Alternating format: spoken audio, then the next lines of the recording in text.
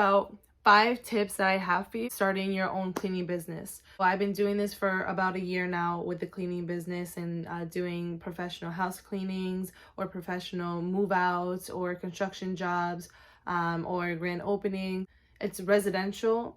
Some are commercial when they're the grand opening, but majority is residential that I'm doing. These are the things I've learned throughout my experience that I'm like, oof, if I knew these from the jump of starting my own cleaning business, this would have saved me a butt ton. So stick with it. First tip that I have is you want to make sure that you're always going to ask the client for a picture before. You want to make sure that you go there. Then you want to see, you can set up a FaceTime, and the FaceTime is going to be them walking through the space that they want you to clean. And while they're walking through, ask them questions. Say, hey, can you zoom in, or can you walk up to the stove? If they want you to clean the inside of the oven, hey, can you show me the inside? Ask, oh, how long has that been like that for? Oh, is that a big scratch in the wall, or is that something that I have to worry about? Oh, is that something I have to worry about? So those are like, I think it's really great for you to either be there in person or to be on a FaceTime video and get some kind of image, an idea of what you're going to be walking into. So photos are okay, you know, like, but like that's the worst case scenario is you're just giving pictures. Worst case scenario is that you just have no idea what you're walking into. That could be a mess and a disaster, and you do not want to do that.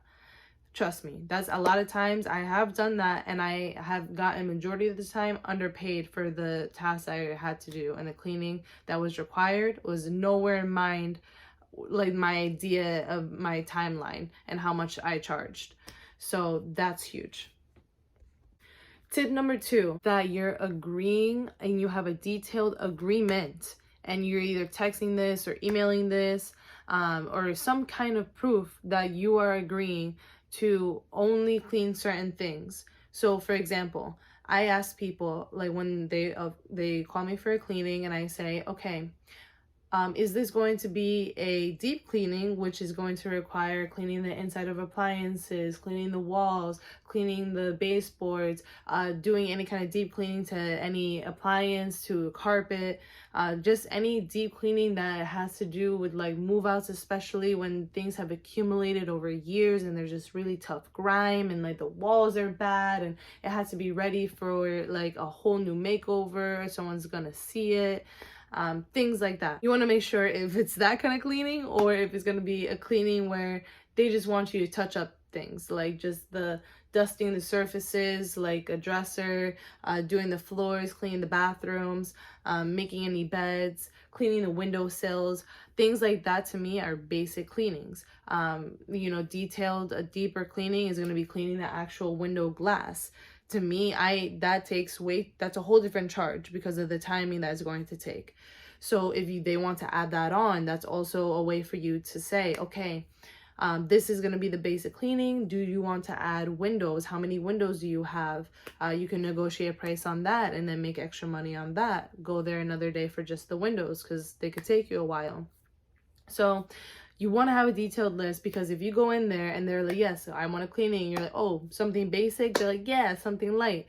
Then you get there, they're like, oh, can you clean the windows, by the way? Oh, can you also clean that stain that's over there on the carpet? Oh, can you also clean the inside of my stove that we've never cleaned once, or your oven that you haven't cleaned once, and that's just like black, and the actual, like you can't even see the actual stove from like all the grease and the grime that's built up. I have been in these situations.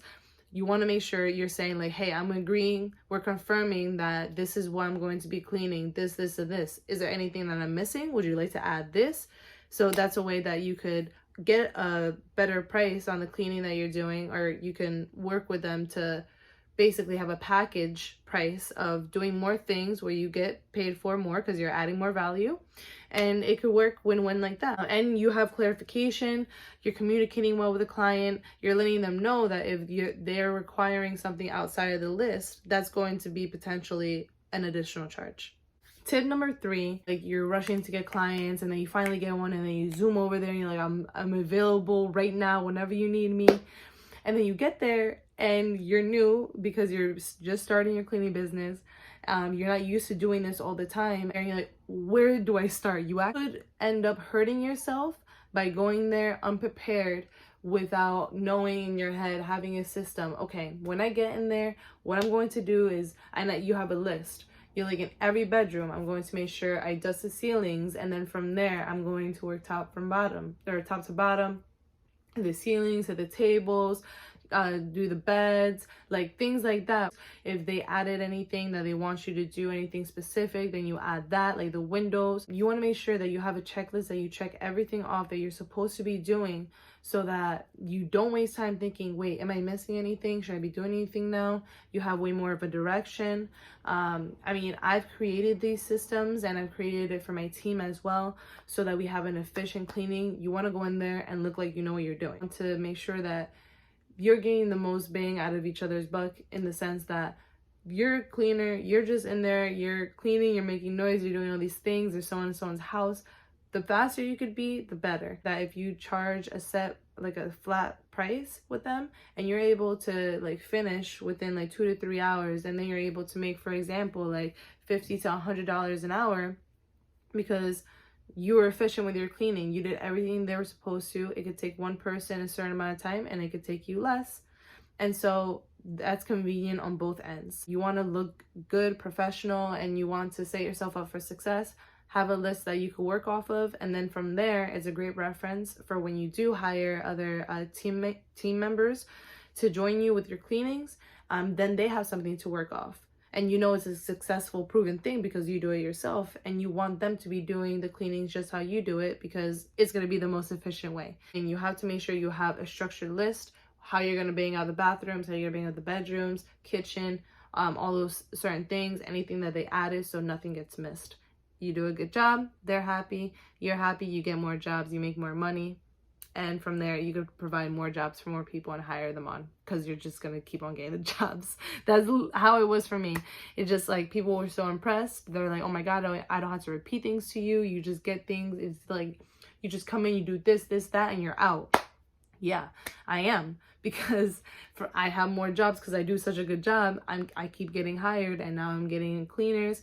And so we're building a system. Everything's more fluid now with how we show up to each job. So that's a huge tip.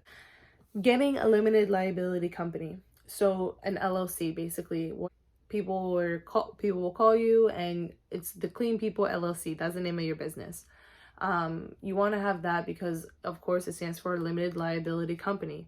Just a quick way to explain this is, if you were to go yourself or with a team, you go and do a cleaning. Let's say, God forbid, something happens where you're in a position that now you're getting sued. Okay, they're not going to be suing you. They technically are, but in the sense that legally they're going to be suing the Cleaning People LLC, because that's who they hired. So, I mean, worst case scenario, I'm pretty sure worst case scenario, because God forbid you're getting sued because something happened, like bad happened, okay, they're suing you and you have to dissolve that LLC, but they're not going after you yourself and your assets and like your car or your house or like things like that. I know that there's ways that you could protect yourself even more, because an LLC isn't like the biggest way to shield yourself and your assets, but it's a shell in a sense. It's one shell. It's a form of a shell to protect yourself in situations like this. An LLC is important in that sense to protect your assets as an individual.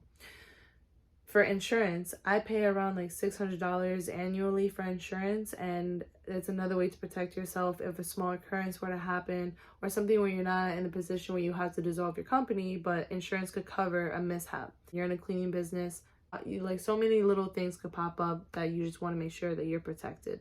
And I only say this from experience. With the insurance, what I did is I called a third party, which was Progressive, and they're the small business part of Progressive. And what they do is they get paid to find the cheapest insurance, small business insurance, for what you do, for your niche.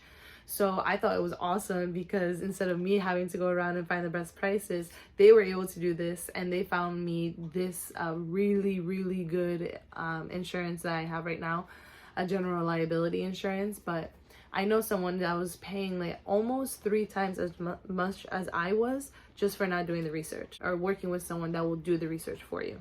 Hairdo switch up for number 6. So for number 6, it is going to be take before and after pictures.